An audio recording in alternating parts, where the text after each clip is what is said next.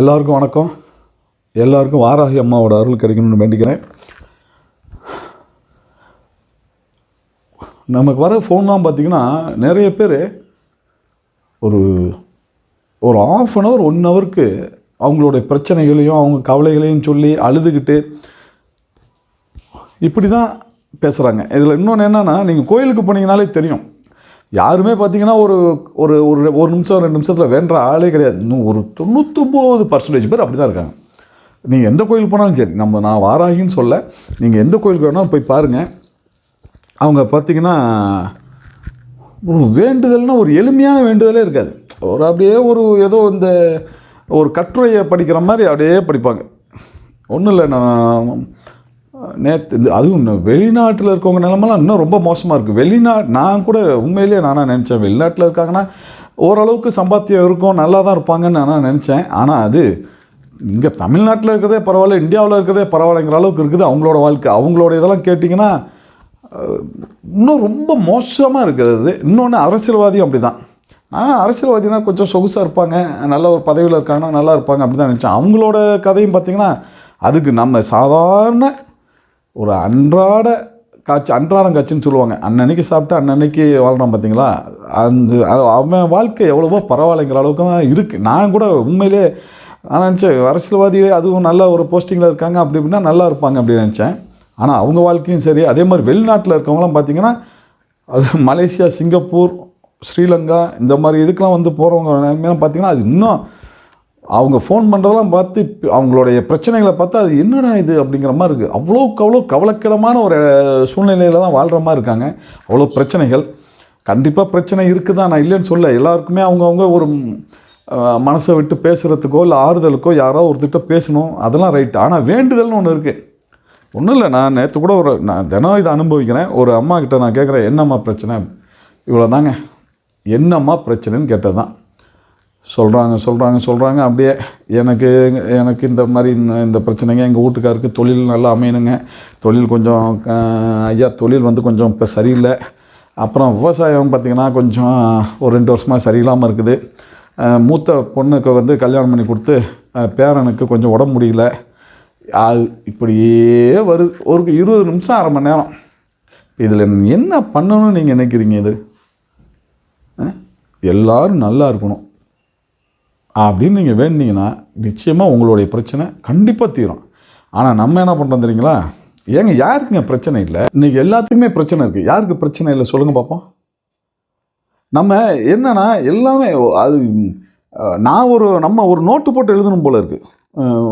Okay, திருவாரூர்லேருந்து இந்த அம்மாவுக்கு இவ்வளோ பிரச்சனை, அது நோட்டு ஒரு பக்கம் கூட பத்தாது போல் இருக்குது. இது மாதிரி இப்படியே பண்ணிகிட்டு இருந்தோம்னா நம்மளால் என்றைக்குமே முன்னேறவே முடியாது. நிச்சயமாக உங்களுக்கு வாராகி அம்மா உதவி செய்வாங்க, நிச்சயமாக அதுக்கு முன்னேற்றத்தை கொடுப்பாங்க. ஆனால் நம்ம பிரச்சனையவே பேசிகிட்டு இருந்தோம்னா வாழ வாய்ப்பே கிடையாது. எப்போ நீங்கள் பிரச்சனைக்கான வழியை பார்க்குறீங்களோ அப்போ தான் நீங்கள் அதாவது பிரச்சனைலேருந்து வெளிப்பட வழியை பார்க்கணும், வெளிப்படணும், அதுலேருந்து வெளியே வரணும். ஆனால் நம்ம என்ன பண்ணுறோம், பிரச்சனை இது என்னன்னு தெரியல, நாளைக்கு என்னன்னு தெரியல, இது என்ன பண்ணுறது, அது என்ன பண்ணுறது, இப்படியே தான். நம்மக்கிட்ட என்ன இருக்குது முதல்ல நீங்கள் அதை பாருங்களேன். ஒரு எளிமையான வேண்டுதல் தாங்க நிச்சயமாக ஒரு பலனை கொடுக்கும். சரிங்களா? நம்மக்கிட்ட என்ன இருக்குது, என்ன திறமை இருக்குது, நம்ம எதில் வீக்காக இருக்கோம், எதனால் இந்த பிரச்சனை வந்தது, இதை எப்படி இந்த பிரச்சனைலேருந்து வெளியே போகணும் அப்படின்னு இதையவே ஒரு பிரச்சனை ஆக்கி விட்ருவாங்க. அது ஒரு பிரச்சனை 10 பிரச்சனை ஆக்கிடுவாங்க நம்ம ஆளுங்க வேறு. சரிங்களா? நிச்சயமாக வாராகி அம்மா உதவி செய்வாங்க. ஒரு அம்மா சொல்கிறாங்க, நான் 4 நாளாக வாராகி அம்மா கும்பிட்டுருக்கேங்க, ஒன்றுமே நடக்கலை அப்படின்னு. என்னம்மா செஞ்சீங்க? 4 நாளாக கும்பிட்டுக்கிட்டே இருந்து ஏங்க என்னங்க செய்கிறீங்க? எதுவுமே செய்யல, கும்பிட்டுக்கிட்டே இருக்கோங்க. இது என்ன பண்ணுறதுன்னு நீங்கள் அதாவது முயற்சி பண்ணுங்கள். இப்போ ஒருத்தங்களுக்கு கல்யாணம் ஆகுங்க அப்படின்னா நீங்கள் அதுக்கு பொண்ணு பார்க்கணும். சரிங்களா? அதுக்கு நம்ம சம்பாதிக்கணும். அடுத்து என்ன எல்லாமே நிறைய விஷயங்கள் இருக்குது. ஒரு வீடு இருந்தால் பரவாயில்ல, எல்லாமே கேட்பாங்க. அவங்கவுங்க செக்யூருக்கு அவங்கவுங்க கேட்க தான் செய்வாங்க. சரிங்களா? அப்போ நம்ம அதுக்கான முயற்சியை பண்ணோம். நீங்கள் தானே சொன்னீங்க அம்மாவை கும்பிட்டீங்கன்னா நல்லா இருந்தேன் அப்படின்னா, நீங்கள் கும்பிட்டுக்கிட்டே இருந்தால் பொண்ணு கல்யாணம் ஆகி எல்லாம் குழந்தை பிறந்து அப்புறம் சாப்பாடு அதுவும் அம்மாவை பார்த்துக்குவாங்க. அப்படிலாம் கிடையாதுங்க. நீங்கள் முதல்ல ஒரு எளிமையான வேண்டுதலை வைங்க. இருக்கிற பிரச்சனையிலேயே முதல் பிரச்சனை என்னான்னு பாருங்கள். அந்த பிரச்சனையை பாருங்கள். அதை விட்டுட்டு ஒரு 10 பிரச்சனையுமே சேர்த்து வச்சு பார்த்தீங்கன்னா என்றைக்குமே நம்மளால முடியாது. அது நீங்கள் இன்னும் சொல்லப்போனால் வாராகி மட்டும் இல்லை, எந்த தெய்வமே நம்மளை காப்பாற்ற முடியாது. முதல்ல ஒரு பிரச்சனை அதை பாருங்கள், அதுக்கு அடுத்து இன்னொன்று, அது முடிச்சிட்டிங்களா அடுத்து அப்படி பார்க்கணும். அது நீங்கள் ஒரு பிரச்சனையை கையில் எடுக்கிறீங்கன்னா அது எந்த வழியில் போனால் அது சரியாக வரும்னு பார்க்கணும். சரிங்களா? அது வேறு வழியே கிடையாது. அந்த வழியில் நீங்கள் போய் தான் அந்த பிரச்சனையை சரி பண்ணணும். அதுக்கு வாராகியம் அது நான் சொன்னோன்னே அது உடனே தப்பான வழியிலையும் போயிடக்கூடாது, அதை பார்த்துக்கோங்க. நான் அந்த ஒரு உடனே சொல்லிட்டார் எந்த வழியாக இருந்தால் பரவாயில்ல அப்படின்னு அப்படி தப்பான வழியிலும் போயிடக்கூடாது. சரிங்களா? முதல்ல இந்த பிரச்சனையை எப்படி நம்ம சால்வ் பண்ணணும். நிச்சயமாக வழி இல்லாத ஒரு பிரச்சனை கிடையவே கிடையாது. கண்டிப்பாக ஒரு வழி இருக்கும். வழி இல்லாமல் ஒரு பிரச்சனை இருக்க வாய்ப்பே கிடையாது. நான் 100% அடிச்சு சொல்கிறேன். நான் வளர்ந்ததெல்லாம் பிரச்சனையால் தான். நான் இன்றைக்கி இந்த அளவுக்கு வரேன். இன்றைக்கி நம்மக்கிட்ட இவ்வளோ பெரிய ஆட்கள், இவ்வளோ பெரிய அந்த ஒரு நமக்குன்னு ஒரு ஒரு ஆன்மீக வட்டாரமே இருக்குது. ஒரு மிகப்பெரிய அளவுக்கு போயிட்டுருக்கோம்னா அவ்வளோ பிரச்சனையை நான் சந்திச்சிருக்கேன். அவ்வளோ கெட்ட பேர் எடுத்திருக்கோம். நம்ம செய்கிறதெல்லாம் கெட்டதாக போவோம். நீங்கள் என்ன பண்ணாலும் கெட்டதாகும். என்னை பற்றியே ஒரு தடவை அது ஒரு வீடியோலாம் அது ஒரு 10 வீடியோவாவது வேணும் நம்மளை பற்றி போடணுன்னா. சரிங்களா? அவ்வளோ பிரச்சனை, கொஞ்சம் நெஞ்ச பிரச்சனை கிடையாது. ஒரு வேளை சாப்பாட்டுக்கும் கஷ்டப்பட்டுருக்கோம். அதே மாதிரி ஏகப்பட்ட கெட்ட பேர் எடுத்திருக்கோம். நல்லது செஞ்சாலும் அது ஒரு கெட்டதில் போய் நிற்கும். சரிங்களா? ஆனால் நான் என்றைக்குமே அம்மாவோட அறிமுகம், அதாவது வாராகி அப்படிங்கிற அம்மாவோட அறிமுகமே எனக்கு ஒரு ரொம்ப கம்மி தான்.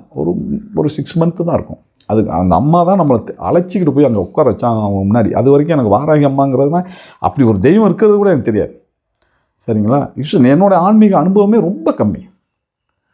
அண்ணா அப்படி இருக்கும்போது எனக்கே இப்படி பண்ணுறாங்கன்னா கண்டிப்பாக வாராகி அம்மா உங்களை மிகப்பெரிய அளவு கண்டிப்பாக கொண்டு போவாங்க. சரிங்களா? அதனால் ஒரு எளிமையான வேண்டுதலை வைங்க. நீங்கள் என்கிட்ட பேசும்போதே 1 மணி நேரத்துக்கு ஒருத்தர்கிட்ட நான் என்னாலும் பேசவும் முடியாது வேறு. எனக்கு அடுத்தடுத்து நம்ம எல்லாத்துக்கும், ஏன்னா எல்லாம் ஏகப்பட்ட பேர் இங்கே வரவங்களுக்கும் நான் பார்க்கணும். சரிங்களா? கோயிலுக்கான வேலையை நான் பார்க்கணும். முதல்ல கொஞ்சம் பிரச்சனைகளை முதல்ல ஒரு பிரச்சனையை பாருங்கள். எல்லாத்துக்கும் 10 பிரச்சனை இருக்கும். 10 பிரச்சனைக்கும் ஒரே நேரத்தில் தீர்வு காண்றதுங்கிறது ரொம்ப கஷ்டமான ஒன்று. அதனால் எளிமையான வேண்டுதல் அம்மா கிட்ட வைங்க. அதுக்கான முயற்சிகளை பண்ணுங்கள். அம்மா நிச்சயமாக கண்டிப்பாக ஹெல்ப் பண்ணுவாங்க. சரிங்களா? அதனால் எல்லாருக்கும் அம்மாவோட ஆசீர்வாதம் கிடைக்கணும், அருள் கிடைக்கணும். வாராகி அம்மா எல்லாத்தையும் காப்பாற்றுவாங்க நான் நம்புகிறேன். நீங்களும் நம்புங்க. நன்றி, வணக்கம்.